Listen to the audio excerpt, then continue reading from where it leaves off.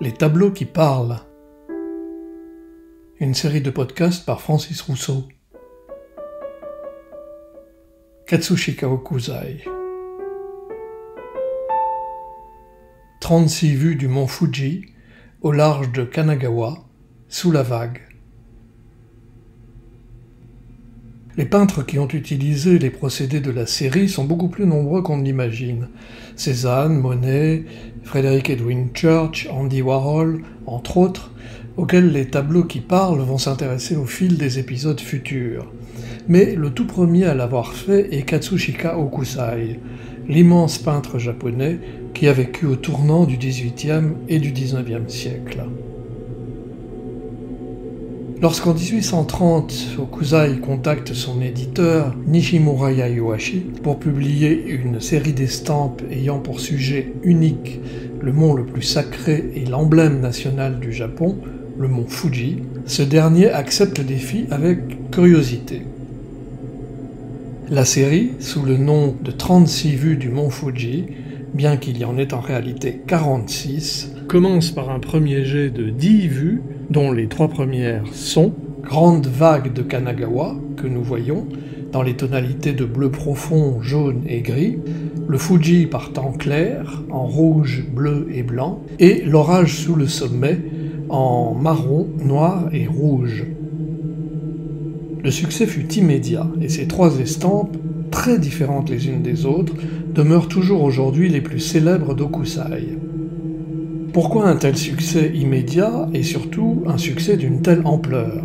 Tout simplement parce que Hokusai révolutionne avec ses estampes la peinture japonaise en faisant pour la première fois d'un paysage en grand format le thème central d'une œuvre, le personnage essentiel de ses compositions, donnant une dimension toute nouvelle au rapport entre l'homme et la nature. Dans cette grande vague de Kanagawa, qui étend son écume comme les doigts gigantesques d'une main menaçante s'emparant de tout ce qui l'entoure, la hauteur de la vague elle-même rend minuscule le mont Fuji dans le lointain, bien qu'il demeure, néanmoins, en plein centre de la composition. L'échelle est donnée par les 3 barges de pêcheurs, prises dans les creux de la vague et qui sont à peine visibles au premier coup d'œil, pourtant elles sont bien là dans la tourmente. La première est au premier plan, en plein centre de la composition, la deuxième au deuxième plan à gauche, presque déjà saisie par les doigts tentaculaires de l'écume de la vague, la troisième à droite, à l'arrière-plan, plus petite, juste devant le mont Fuji.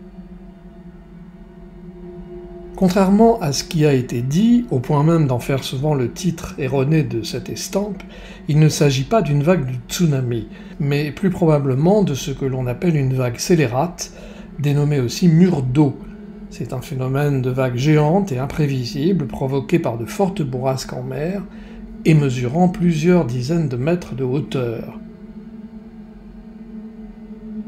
Cette première vue de la série du mont Fuji ne le présente pas comme on aurait pu s'y attendre en plein cadre et en gros plan, mais presque noyé par un effet de perspective, minuscule, sous la main destructrice de la vague, mais néanmoins épargné, éternel, dans sa grandeur lointaine et solitaire, alors que ce sont les hommes qui apparaissent dans cette estampe les plus fragiles, face à ces 2 grands éléments de la nature que sont la mer et la montagne. Le plus extraordinaire est que cette impression est universelle, et prévaut malgré les différences de perception qui existent selon que l'on est occidental, avec un sens de lecture de gauche à droite, ou oriental, avec un sens de lecture de droite à gauche. Pour un occidental, en effet, au premier coup d'œil, les pêcheurs semblent se diriger vers la droite de l'estampe. Ils semblent être poursuivis, puis rattrapés par la vague qu'ils fuient et qu'ils n'ont pas vu venir. Pour un japonais, et un oriental en général, c'est tout le contraire. Les pêcheurs viennent incontestablement de la droite de l'image et se dirigent vers la gauche, s'opposant frontalement à la vague qu'ils ont bel et bien vue. Comme l'indique le titre, ils sont au large des côtes de Kanagawa, et en se dirigeant vers la gauche, ils reviennent vraisemblablement avides de Tokyo, où ils ont sans doute vendu leurs poissons. Au lieu de fuir la vague, ils se heurtent donc à elle frontalement. Elle leur barre la route, mais ils l'affrontent dans toute sa violence. C'est dans le sens de lecture japonais, de droite à gauche, que l'image est la plus forte, rendant la menace de la vague beaucoup plus apparente.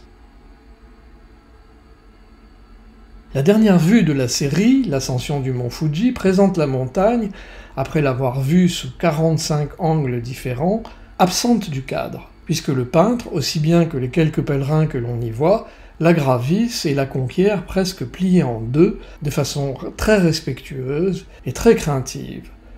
La première de la série présente la montagne dans le lointain, la dernière de la série ne présente plus la montagne du tout, et pourtant elle y fait explicitement référence.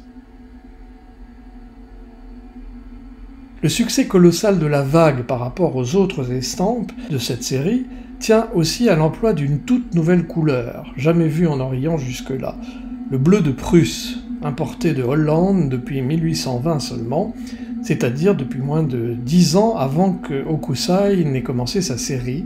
Ce bleu bouleversa l'aspect des estampes japonaises, non pour des raisons techniques, mais pour des raisons éthiques, une censure impériale interdisant l'emploi de certaines couleurs, dont ces bleus profonds. Ce bleu de Prusse, cette couleur synthétique nouvelle, qui gardait son intensité aussi longtemps, fut le garant du succès de la vague, à tel point que l'éditeur d'Hokusai lança une édition spéciale, Nazuri-i, estampe bleue, avant d'imprimer la série avec les couleurs complémentaires que nous voyons. Toutes les estampes de la série ne sont cependant pas traitées avec ce pigment, mais une certaine tonalité d'ensemble, bleu, se dégage indéniablement de toute la série des 36 vues.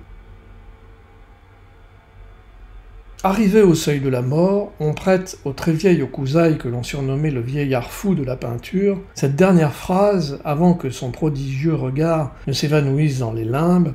« Ah, la liberté, la belle liberté, quand on va se promener au champ d'été, en âme seule, dégagée de son corps. » Deux cartouches, à gauche de la composition, portent l'un sur fond blanc le nom de la série et de l'estampe, 36 vues du mont Fuji, au large de Kanagawa, sous la vague. L'autre, la signature de l'artiste, peint de la brosse de Hokusai, changeant son nom en Iitsu, l'un des 120 pseudonymes que ce prodigieux artiste avait choisi de se donner, dans sa quête effrénée de son identité, aussi bien que dans celle de l'identité humaine en général, face à la grandiose nature dans laquelle elle se trouve immergée.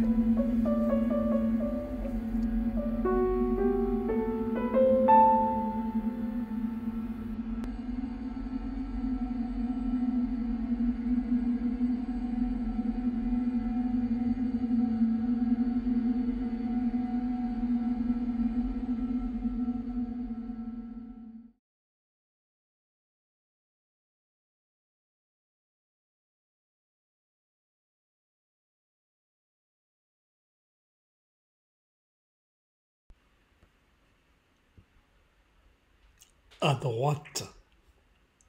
À droite.